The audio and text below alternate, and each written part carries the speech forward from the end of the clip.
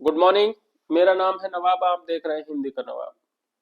जिस तरह से हम पहले आपको समास पढ़ा रहे थे उसी क्लास को आगे बढ़ाते हुए अ, आज इस टॉपिक को मैक्सिमम क्लियर कर देंगे। तो ज्यादा वक्त जाया ना करते हुए आपको समझाना शुरू करता हूं मैं। अब यही भाव समास एडवर्ब कंपाउंड होगी आपकी, तत्पुरुष समास डिटर्मिनेटिव होगी, कर्मधारय आपको अपोजिशनल होता है आपका, द्विगु समास न्यूमेरल होता है, द्वंद्व समास कपलेटिव होता है आपका, और जो आपका बहुब्री होता है एट्रीब्यूटिव ब्यूटी कंपाउंड। यानी कि इन समास के बारे में हमें आज ज्यादा से ज्यादा डिस्कस करनी है। मैंने बताया था लास्ट क्लास के अंदर कि समास जो बनता है लगभग दो या दो से अधिक पदों से मिलकर बनता है, वो समासिक पद कहलाते हैं। और दो समासिक पद जो होते हैं समास का रूप धारण कर लेते हैं। यानी कि समास का मतलब समस्त पद, तो समस्त पद मिलकर एक पद बनाएंगे और उसको समास कहेंगे। जैसे कि अब पद की बात करूं तो पद कम से कम कितने होने चाहिए भाई? दो पद, पहला पद प्लस दूसरा पद, तब जाके वो हमारा समासिक पद बनेंगे। समासिक पद यानी कि ये कहलाते हैं समस्त पद, और इस समस्त पद का नाम समास है। और ये समस्त पद कितने हैं? एक दो। इसको ही पहले को बोल देते हैं, पहले को पूर्व पद कहेंगे और दूसरे को कहेंगे बाद में आने वाले पद को उत्तर पद कहेंगे। कोई दिक्कत किसी को नहीं होगी दिक्कत। अब इनके आधार पर समास जो है, समास के भेद 6 हो रहे थे, लेकिन वो पूछता है, कई बार क्वेश्चन ऐसा पूछा गया है उसने कि पदों की प्रधानता के आधार पर समास कितने प्रकार के होते हैं, या समास कितने भेद है समास के। तो समास के अगर पदों की प्रधानता के आधार पर करते हैं तो दो ही पद है, तो दो पद है तो चार ज्यादा से ज्यादा हो जाएगी। कैसे? वो आपका रीजनिंग का आपका नियम है। और वो कैसे होंगे भाई, क्लियर कर देते हैं वो बात भी मेरे लाल। एक और एक क्वेश्चन हमारा यहां शॉर्ट करेंगे भाई। पदों की प्रधानता के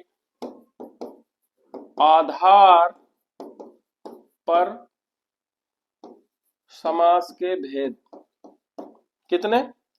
नंबर एक,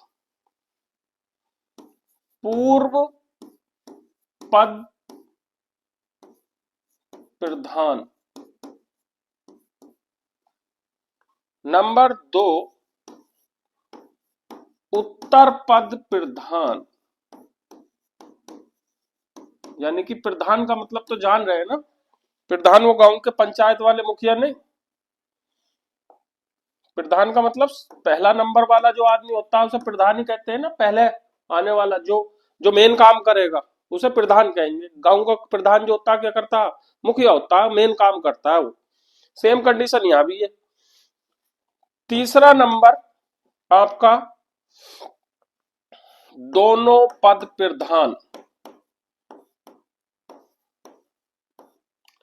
दोनों पद आपके प्रधान होंगे जब क्या होगा, ठीक है।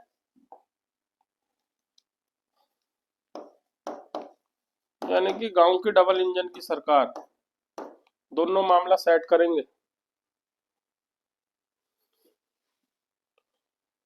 नंबर चार, जब कोई पद प्रधान ना हो, यानी कि दोनों पद अप्रधान। इंपोर्टेंट चीज, यानी कि कोई पद प्रधान ना हो, अर्थात इस बात को हम ये भी कह सकते हैं।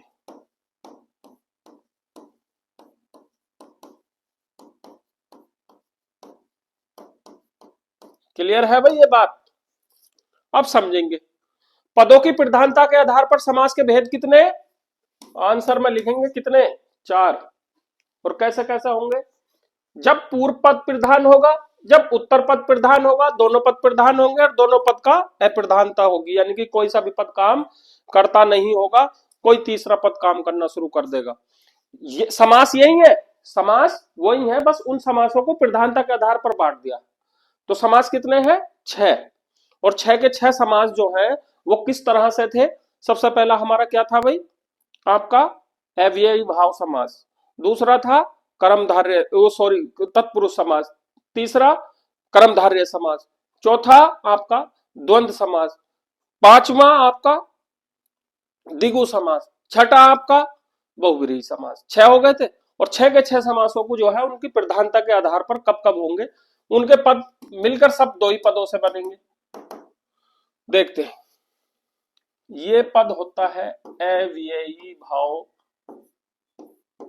समास, इस पद के प्रधानता दिखाता है, किसकी प्रधानता दिखाता है भाई, पूर्व पद प्रधान अव्ययी भाव समास का जो उदाहरण है उसके जो पद होता है वो पहला ही पद भूमिका निभाता है। कौन सा पद, पहला पद, यानी कि पूर्व पद, पहले आने वाले को क्या बोलते हैं, पूर्व। तो पूर्व पद की प्रधानता किस समास के अंदर दिखाई जाती है, क्वेश्चन ये भी बन सकता है। तो मेरे भाई लोगों आंसर क्या लगेगा, अव्ययी भाव समास में पूर्व पद प्रधान होता है। उदाहरण जब पढ़ोगे, जब मैं इसे डीपली पढ़ाऊंगा तो मेरे लाल क्लियर ही हो जाएगा, कोई आपके दिल में जगह नहीं बचेगी। उत्तर पद प्रधान, उत्तर पद प्रधान कैसा होता है वो भी क्लियर करेंगे, साथ ही साथ चाहे मैं आपको बता दूं, देखो उत्तर पद बात चल रही है, जैसे मैंने कोई शब्द ले लिया, मैंने लिख दिया एक शब्द, यहां देखना भाई, यहां शब्द लिखा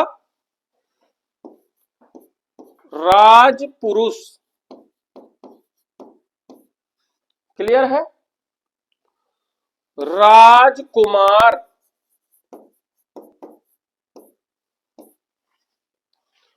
मैंने लिख लिया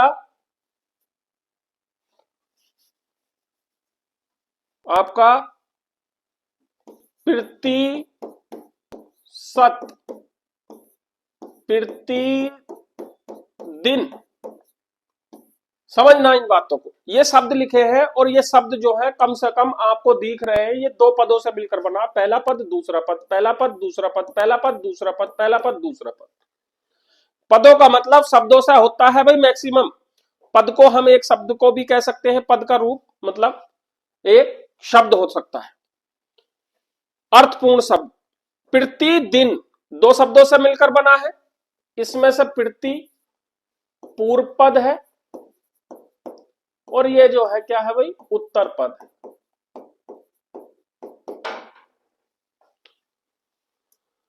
अब बात समझेंगे अव्ययी समास क्या होता है, अव्ययी बात क्या होती है, अव्ययी समास या अव्ययी भाव समास क्या होता है। पहले अव्ययी का मतलब हो जाना चाहिए क्लियर। अव्ययी का मतलब होता है ए प्लस व्यय, अव्यय का मतलब होता है जो खर्च ना हो,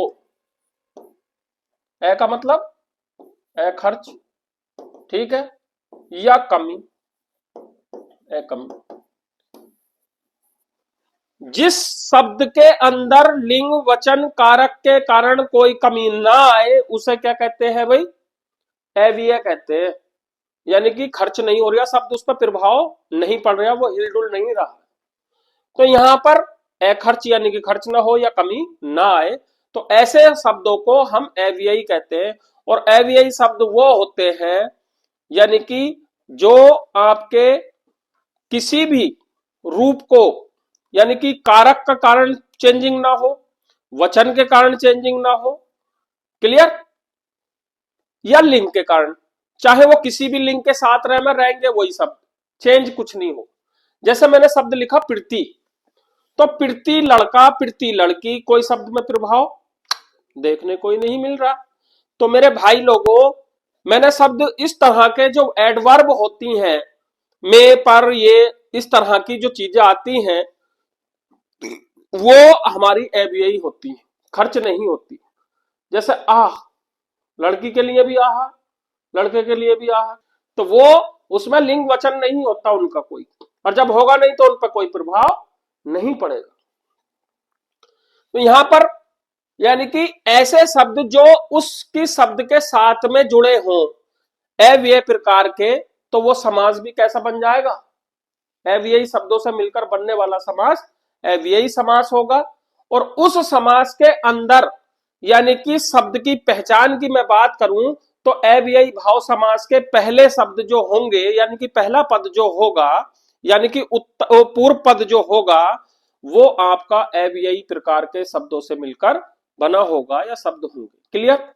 तो वो प्रधान जो होगा उसी प्रकार की प्रधानता होगी जिस प्रकार का समास है। अव्ययी समास है तो अव्यय की बात हम जब प्रभाव करेंगे, अप्रभाव यानी कि प्रभावी बनाएंगे, तो वो शब्द कैसा होना चाहिए, अव्ययी प्रकार का शब्द होना चाहिए। और प्रभावी बनाने के लिए पूर्व पद प्रधान है किसमें, यानी कि पहला पद, अर्थात पहला पद अगर इसमें समास के हिसाब से छाटू, आपने रट रखा होगा भाई प्रतिदिन जो आता है सर वो तो अव्ययी भाव समास होता है, लेकिन वो सिद्ध कर रहा हूं मैं इसलिए बकवासबाजी कर रहा हूं, आपको लग रही होगी बहुत लंबा पढ़ा रहे, नहीं। यहां पर प्रीति का मतलब है प्रीति चाहे लड़का हो, प्रीति चाहे दिन हो, प्रीति एक हो, प्रीति सत हो, वो चाहे 100 के लिए भी यूज करा जाए या एक के लिए रहेगा प्रीति। प्रीति लड़का प्रीति लड़की रहेगा तब भी वही। ठीक, बात समझ में आ रही है? तो यहां पर जो प्रीति है बताओ पहले आया है या बाद में आया है, पहला आया, तो ये कैसा पद कहलाएगा, प्रीति, पूर्व पद। और प्रधानता किसकी होनी चाहिए, अव्ययी भाव प्रकार का समास है तो प्रधान कौन सा पद है, पूर्व पद। तो समास कैसा, अकेला समास अव्ययी भाव समास जो होता है उसमें जो पद प्रधान होता है मेरे लाल, कौन सा प्रधान होता है भाई, पूर्व पद प्रधान होता है। क्लियर? अब देखते हैं उत्तर पद प्रधान होते हैं। उत्तर पद प्रधान कैसे हो सकते हैं, यानी कि जब शब्द का बाद वाला शब्द काम करे, पहला वाले का कोई इंपोर्टेंस ना हो, दो शब्दों से मिलकर बना, दो पदों से मिलकर बना समास, यानी कि जो पहला वाला शब्द था वो केवल यानी कि पहला वाला पद अव्ययी समास का होता है जो काम करता है, यानी कि पूर्व पद के आधार पर अव्ययी समास होगा। अब उत्तर पद प्रधान कौन कौन से समासों के अंदर होंगे, 6 है समास, तो इसमें से छांट लेंगे। देखो सबसे पहले मैंने लिखा भाई राजकुमार, मैंने क्या लिखा, राजकुमार। और जब राजकुमार लिखे तो राजकुमार का मतलब क्या होगा, राजकुमार का मतलब होगा मेरे भाई लोगों राजा का कुमार।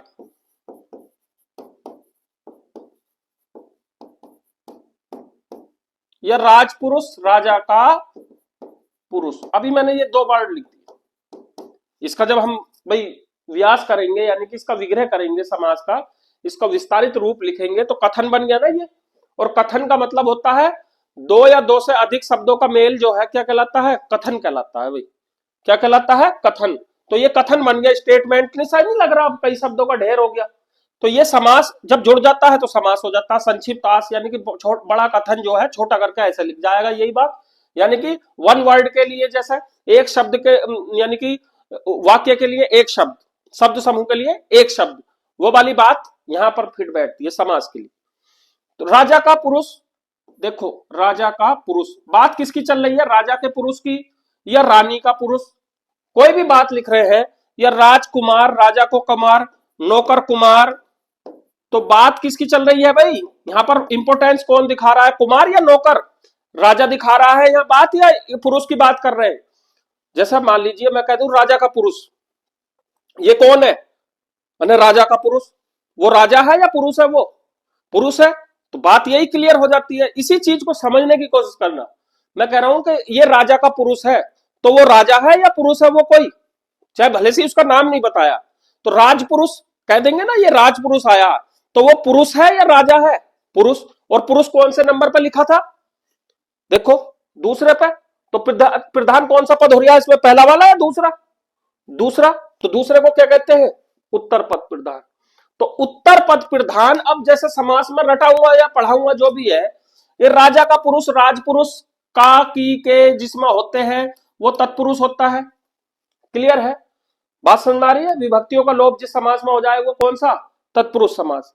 तत्पुरुष समास में अब मैं बात कर लेता हूं, एक तो चीज ये क्लियर ही हो गई भाई, ये कौन सा समास हो गया? तत्पुरुष समास। क्लियर है? अभी और सिद्ध कर लेते हैं। तत्पुरुष समास तो उत्तर पद प्रधान हो गया। अब कौन कौन से समास हो सकते हैं देखते। देखो अब मैं बात करता हूं, जैसे कि आपका आया चौराहा है, पंचवटी। अब देखो बात किसकी चल रही है? चौराहा, पंचराहा, पंचमुखी या कोई भी शब्द लिखा, पंचराहा, चौराहा, बात किसकी चल रही है? राहा की है, पांच की चल रही है, राहत की चल रही है। चार राहा, तिराहा, त्रिकोण, दुकोण, चतुर्कोण, चतुर्भुज, द्विभुज, त्रिभुज है। ऐसा करके मैं बात कर लूं, त्रिभुज, समझना भी, चतुर्भुज, चतुर्भुज, त्रिभुज है, सॉरी, त्रिभुज, चतुर्भुज। अब यहां देखो, अब मैंने ये लिख दिया, यहां पर इसमें बात किसकी कर रहे हैं? तीन भुजाओं की, चतुर्भुज चार भुजाओं की। बात चार इंपोर्टेंस है, भुजा इंपोर्टेंस है। वो कह देंगे चतुर्भुज है ये, तो कितनी भुजाएं हैं? चार। तो यानी कि बात किसकी चल रही है? भुजाओं की, ना कि तीन की और चार की। क्लियर है? भुजाओं की बात कर रहे हैं। ये त्रिभुज है, तो जिसकी तीन भुजाएं होंगी त्रिभुज होगा, यानी कि बात भुजाओं की कर रहा है। भुजाओं के आधार पर पहचाना जा रहा है, ना कि संख्या के आधार पर। क्लियर है? भुजाएं है तो सही, चाहे वो तीन हो, दो हो, एक हो, कुछ भी हो। क्लियर? तो बात कौन से पद की हुई? प्रधानता की। किसकी? उत्तर पद की। तो अभी ये समास कौन सा था जिसमें गिनती शुरू में आ जाए? जिस समास में गिनती लिखी हुई हो पहले पद के रूप में और दूसरे पर क्या लिखा हुआ हो, मतलब शब्द लिखा हो, तो समास कैसा है? अब बात कर रहे हैं भाई प्रधानता की, तो यहां की भुजाओं की बात चल रही थी, तो ये भी समास कैसा भाई?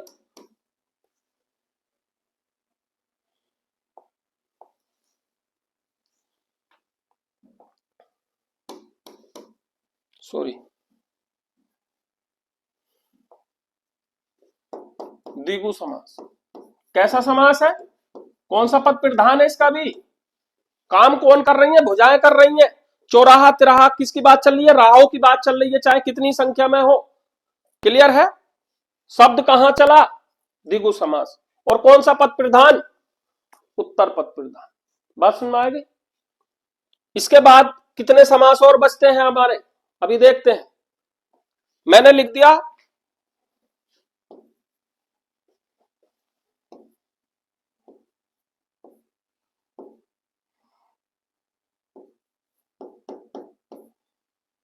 ये लिख दिया देहलता, आया भी था अभी एग्जाम में पुलिस के में। शब्द क्या बनेगा? कुछ खुराफातियों ने तो लता रूपी देह कर दिया था, इधर का कुत्ता उधर पहुंचा दिया था, इसलिए नहीं पहुंच रहा था। देखो अब सिद्ध होगा, है ना? दूसरे के मोहल्ले में कुछ और, कोई से मोहल्ले में कुछ और कर दिया था, तो लिखेंगे देह रूपी लता। किसके रूपी लता? देह के समान। प्रधान क्या है वो? बात किसकी हो रही है? लता की या शरीर की? लता की हो रही है ना।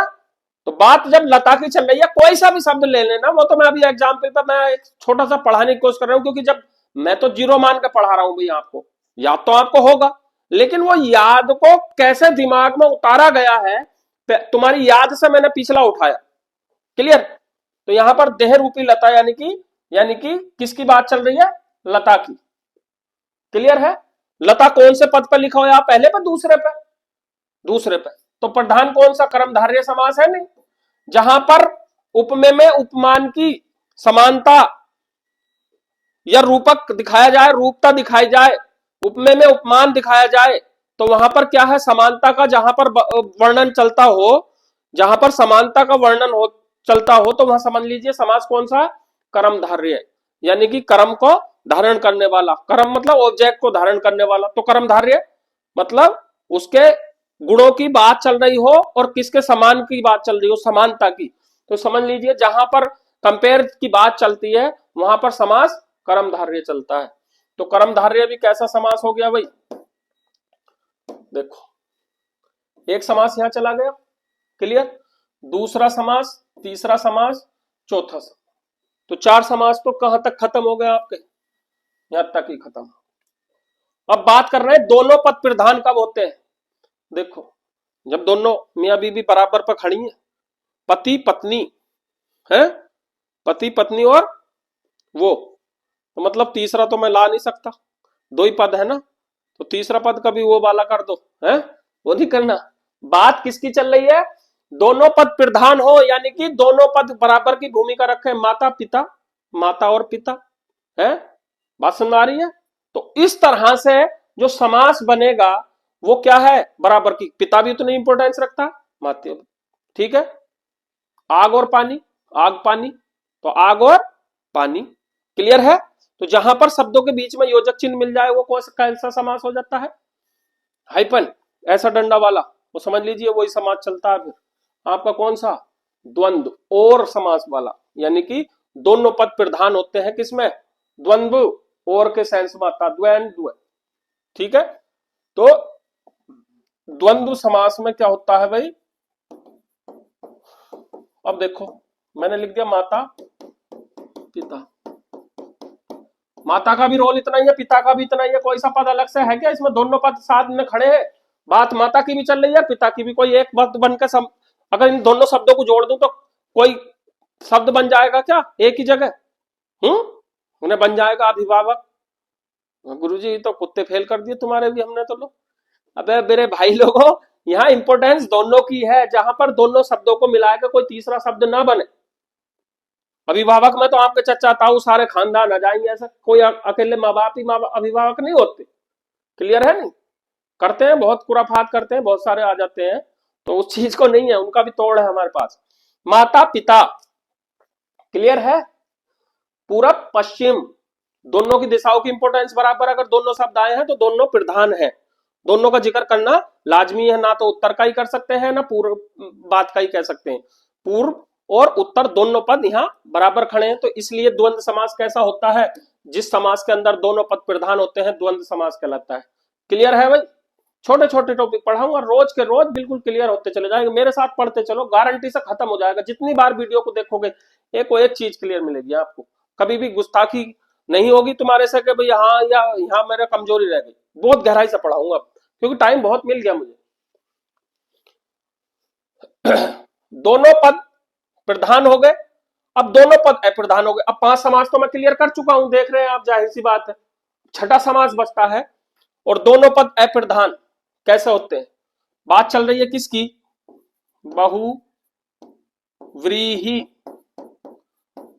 यानी कि बहु, बहु जो है ना छोड़कर चली गई, बहु व्रीहि, बहु ने जो है क्या कर दिया, छोड़ दिया भैया, विरह में चली गई, और जब विरह में चली गई अब ना तो ये बची ना वो कौन सी तीसरी लाएंगे, अब बहू चली गई दूसरी चली गई, अब बात समझ में आई नहीं, तो अब क्या करेंगे तीसरी, ऐसे याद रख सकते हैं, बहुव्रीहि का मतलब है जब अपने अर्थों को छोड़कर क्या हो जाए, वो किसी के विरह में दूसरे में चला जाए, यानी कि तीसरे अर्थ में बात चलनी शुरू हो जाए, तो समझ लीजिए समास कैसा, बहुव्रीहि। अब बहुव्रीहि कैसा होता, अब दोनों पद अप्रधान कैसे हो जाते हैं, मैंने लिख तो दिया बहुव्रीहि समास, मेरे भाई लोगों में यहाँ बहुत वो कर देता हूँ, माल सेट कर देता हूँ, ये मैं पढ़ाता हूँ सिर्फ गणित बनाता हूँ, मेरे बस की ये नहीं है कि मैं सजा कर लिखता रहूं, लिखना भी आता है लेकिन मुझे पढ़ाना ज्यादा आता है, बोलना भी कम आता है? आता है, आता है नहीं बोलता हूं अपना,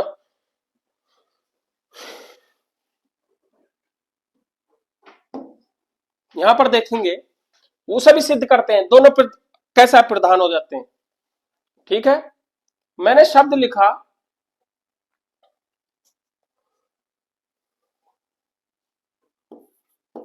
देखो, दशानन, ये वर्ड सुना होगा बहुत बार,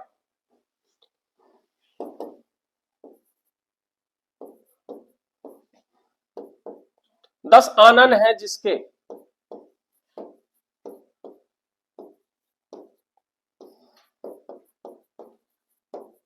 अब बात चल रही है जैसे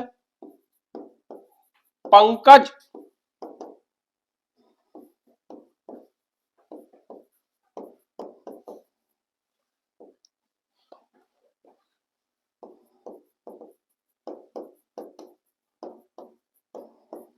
ये इसका रूप खोल दिया मैंने। 10 आनन है जिसके, बात समझ में आ रही है? 10 आनन का मतलब सिर। 10 सिर किसके है? तो यहां पर दशानन कौन थे? क्लियर है? रावण की बात चल रही है। क्लियर? अब तीसरा सेंस निकल गया भाई साहब। इसमें बताओ रावण कहीं लिखा था या ना? तो 10 रहा ना सिर रहा। आनंद का मतलब सिर। 10 सिर की तो बात ही नहीं चल रही, किसकी जिक्र चल पड़ा? अब ये वर्ण ये देख रहा हो, ये शब्द इसमें लिखा है कहीं 10 आनंद, अर्थात तीसरी बात की जिक्र चलना शुरू हो गया है। और तीसरे का मतलब ना तो पहला पद प्रधान है ना दूसरा पद प्रधान है, अर्थात ना पूर्व पद प्रधान है ना उत्तर पद प्रधान है। तो समझ लीजिए कौन सा पद प्रधान हो गया? तीसरे की बात चल पड़ी। और जब तीसरे की बात चल पड़ी तो समझ लीजिए वो क्या हो गया? दोनों पद क्या हो गए भाई? अप्रधान हो गए और काम खत्म हो गया, किसी तीसरे का जिक्र चल पड़ा। और समास हो गया कौन सा? बहुब्रीही। अर्थात समास ऐसा जिस समास में यानी कि उन शब्दों का लोप हो जाए और किसी तीसरे शब्द की ओर इशारा कर दे तो समझ लीजिए आपका हो जाता है। पंकज, पंख में है जो जन्मा, यानी कि कीचड़ में जो है जन्मा। कौन होता है कीचड़ में? तो जोक भी, चिड़िया जोक भी जमती है, मतलब जन्म ले सकती है। आपका कमल भी खिलता, लेकिन पंकज के सेंस में हम क्या करते हैं भाई? बात कमल की करते हैं मेरे लाल। और कमल इसमें कहीं लिखा है क्या? पर्यायवाची पर नहीं जाना, समास की बात चल रही है। और जब बात समास की चल रही है तो क्लियर हो चुका है ये भी आपका। तो इस तरह से